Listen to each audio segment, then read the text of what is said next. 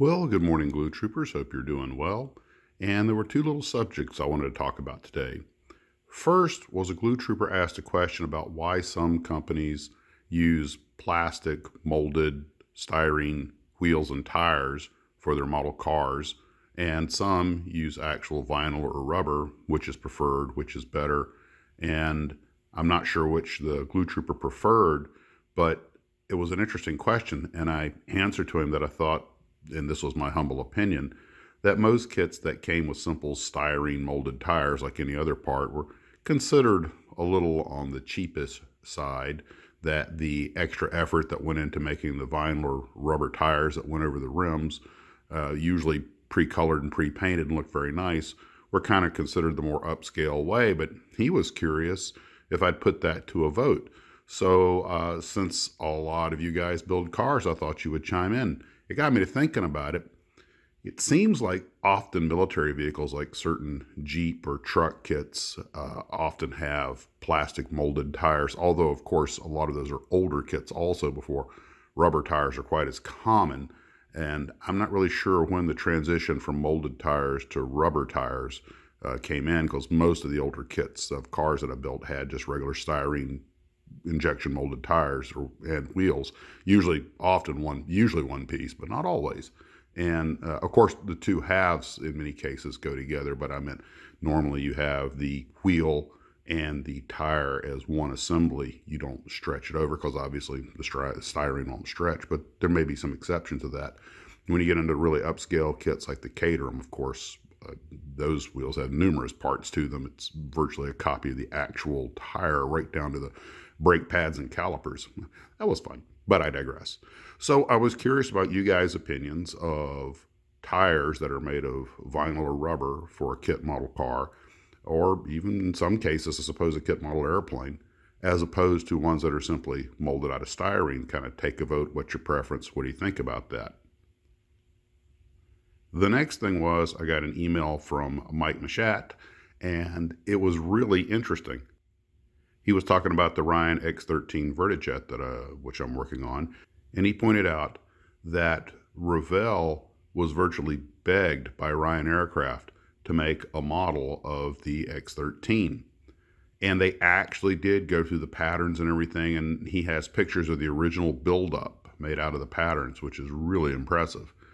But it didn't go into serial production, just like the real aircraft.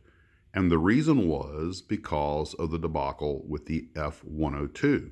Now, for those who don't recall, back in 1958, Revell put out this incredible F-102 with all this ground service equipment, and it sold for the princely sum of $2.98. Now, we laugh at that today, but that's almost $30 in today's money. And this is when most kits cost well south of $1. I remember personally paying 65 cents for a Hawk Convair. My mom was kind of surprised because the kit didn't have any glass in it, that's it. That's all you got for your dollar. And I didn't have the heart to tell her it was only 65 cents, but that's another point. Okay, fine, I admit it. I had paid 65 cents for the model and 35 cents for a hot dog and still had lunch. And I didn't want to tell her, so I told her it cost $1. Oh, the shame. Anyway, the point I'm getting at is $1 for a kit was considered a pretty stiff amount, and almost $3 was beyond the reach of most kids, or what a lot of parents are willing to spend. The long and the short of it was the F-102 with all the ground service equipment was a fiasco financially for Revell, even though it is an excellent kit and is quite the collector item today. I think I've seen them on eBay well north of $300 for an unbuilt one. And the Revell company tried to recoup their losses by selling just the model airplane later on for, I believe, $1.98. And they got stung pretty bad by that. Well, then comes the Vertijet with its stand and its launch tower and all that other stuff, and it would have been at least another $2.98. And Lou Glazer was not about to repeat the F-102 disaster. So even though they went through the very expensive process of building a pattern and everything and getting photographs of it taken, they elected not to go into production of the model.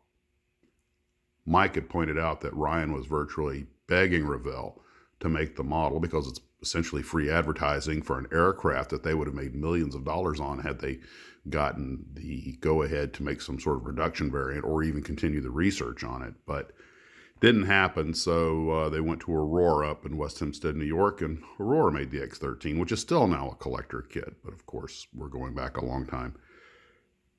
I just thought that was a really interesting little tidbit of aviation history. You know, the day that a major aircraft manufacturer begged a kit model company, please make our model. And if you get one of those Aurora X-13s, that's quite the collector kit. Now, you know me, I'm a builder. I'd build it, but still, it's quite the little thing. I think I'll go out on eBay and see if there's any available. Just kind of curious what they're getting.